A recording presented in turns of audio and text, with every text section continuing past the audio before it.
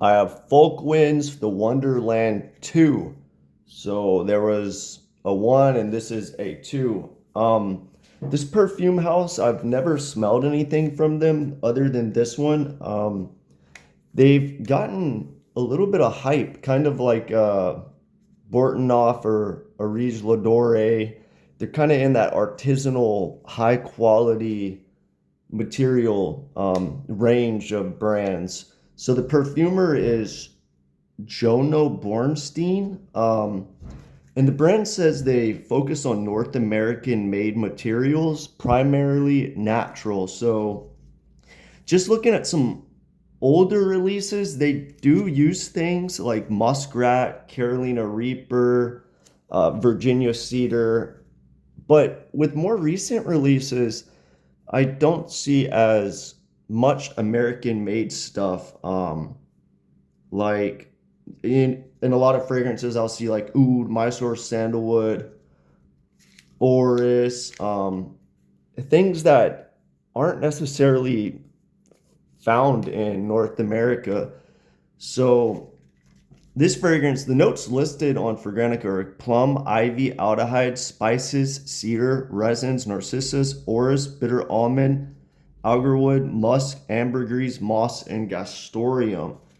Um, I think their website says they have a handmade extraction of fresh set timber plums, full spectrum iris accord, orris butters, orris absolutes, orris resinoids, pure irons, Mitty, that's like a petrichor rain soil kind of smell, slight gastorium, and a duet of antique Kashmirian musk from the late Sultan of Oman, and aged white ambergris. So just looking at that, I mean, besides gastorium, I think I'm pretty sure that's found in America. And maybe plums too, but like iris, ambergris, and definitely Kashmirian musk from the late Sultan of Oman. I don't think those are American, but anyway, maybe he's moving away from that. Maybe that was the initial focus. Kind of like D Sur, they focus on Japanese natural ingredients,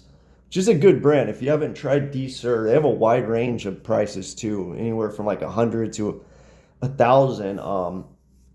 They're interesting. I would check them out if you like naturals. But yeah, so this fragrance, it's it's good. It's different. So like the fresh plums, handmade extraction of fresh plums, I'm a little skeptical of because I mean, for one, there is no plum essential oil. You could use something like nutmeg and mandarin to kind of replicate that smell, but it clearly says on the website, I believe, that it's a handmade extraction of fresh set timber plums. So, I mean, you can buy plum kernel oil like a carrier oil, but that's mainly used for like, I don't know, soaps and lotions and stuff. It's not really for fragrances, but there have been other brands that have tried to make essential oil from things that don't contain oil. I remember one brand did like a strawberry extraction, and I'm guessing this brand, the perfumer, tried to do it with plums. And one thing I noticed with fragrances like that, even this one, it's very sticky, very oily. I wonder if there's like some sugar that didn't get filtered out in there or something. Could just be some type of resinous oils or something, but I don't know.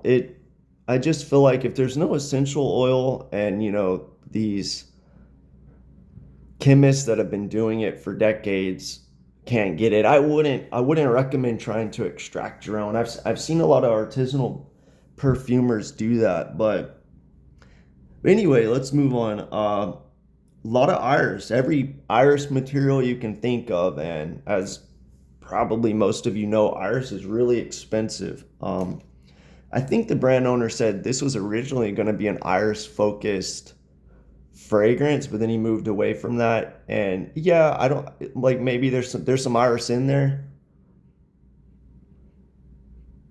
but it's kind of not the main player. It acts as an effect in this fragrance. Minty, similar, maybe that's in there, but it acts as an effect. It's not like the main focus of this fragrance. There's not too much rain or soil. There's not a petrichor feel to this so much, in my opinion. Gastorium, I'm assuming he used natural Gastorium, especially if you're using, real iris and Cashmere musk. It's probably natural Gastorium. It's hard for me to tell the difference of synthetic and natural. They're somewhat similar from my experience. I've never bought the essential oils uh, and compared them, but I would assume it's natural. Um, the Cashmere musk, yeah, maybe it's in there. It's not, I can't differentiate like the Cashmere musk from a standard synthetic musk. Maybe he used both, but um, if it's all Cashmere musk, then the synthetics do quite well in other perfumes because it kind of smells uh, just like any other musk to me, a high quality, but it doesn't smell like too unique to me. Ambergris, yeah, I get ambergris. So here's the thing: when I first smelled this fragrance, especially on the opening, I get kind of a chypre vibe mixed with like a hint of oud. So I get just a bit of fruitiness, like a peach and pear effect maybe. With the chypre, like this birch tar, oak musk. Um, it almost wants to go in this oud direction. Like it almost like feels like there's oud in here. I don't think it's listed, but that dissipates quickly. On the dry down, I mostly get this chypre fill with like oak musk, and birch tar. The thing is, I don't think birch tar is listed. I think the ambergris mixed with the gastorium kind of gives me this smoky effect. I never thought about that, but yeah, it gives me like almost this leathery, smoky effect in a way.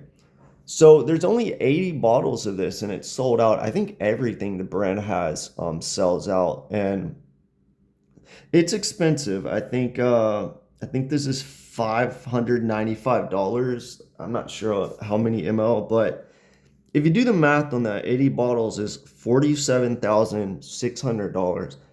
That's a lot. And one complaint I've had, and I've heard other people complain about it, is a lot of these brands have a lot of these artisanal brands, the owners are self-taught perfumers, and it would be nice if the brand hired a classically trained perfumer to blend the fragrance. That's what I feel like that's what the market wants right now is high quality ingredients blended by somebody that's classically trained that knows what they're doing.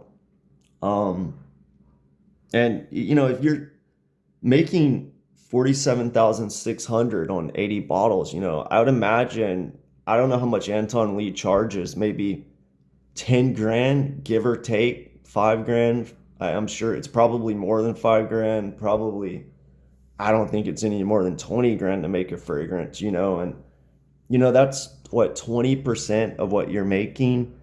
But I get it. A lot of these artisanal brands, they start out by buying high quality ingredients and they try to mix them and they're like, "Ooh, that smells good." Maybe and it becomes a hobby and then they can make money and they get positive feedback and so they keep doing it and why waste money on a perfumer. But I would like to personally see a classically trained perfumer blend these high quality ingredients. Les and Demodables did it to some extent, but they kind of focus on one ingredient. Like you might have rose in one, ambergris in one, iris in one. They don't go all out and use Cashmere musk and all these irises and ambergris in one fragrance. And even more so now with Les and Demondables, they're kind of using cheaper ingredients and focusing on the process that they're made. Like, oh, we have a used Immortelle that we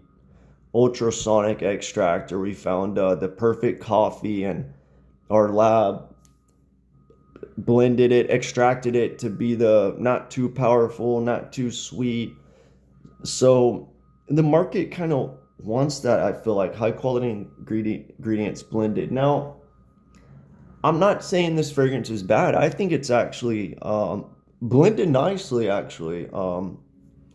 So maybe it doesn't need it, but I've heard Original Adore say when he first started blending, it smelled good right away. These ingredients smell so good on their own. You mix some oud and rose natural, and it smells better than any synthetic on the market. Anyway, that's just something I wish brands like these would do. Regardless, I think this fragrance is good for an artisanal perfume. It has its problems, like it's sticky. I feel like, I don't know, but I feel like the sprayer might get clogged with this, but no, I don't know.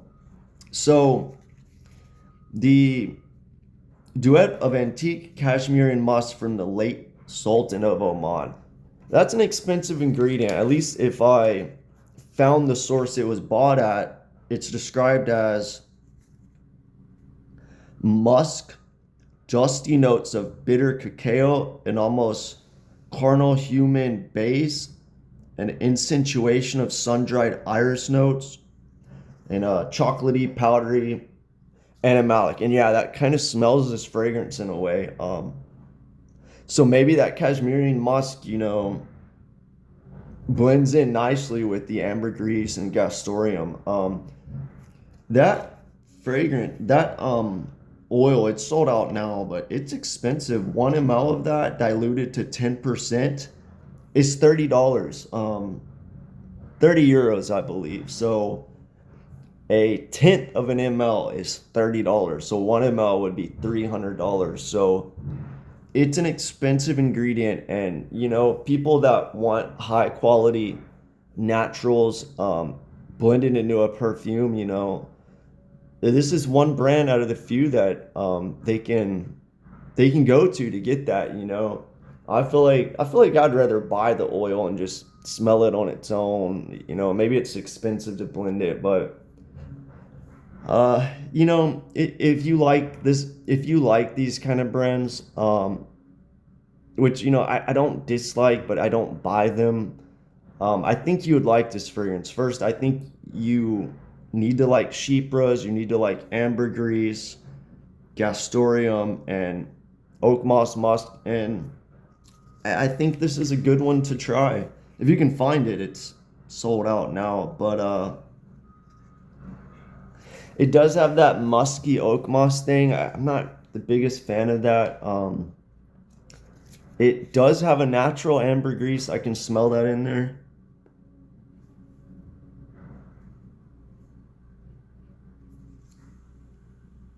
Yeah, overall, Folkwinds Wonderland 2, a good fragrance. Not for me. I'm not the biggest fan of chypres, but yeah, I don't have much else to say about this. Let's see. Let me check over my notes. The fruity aspect in the beginning dissipates quickly. I mean,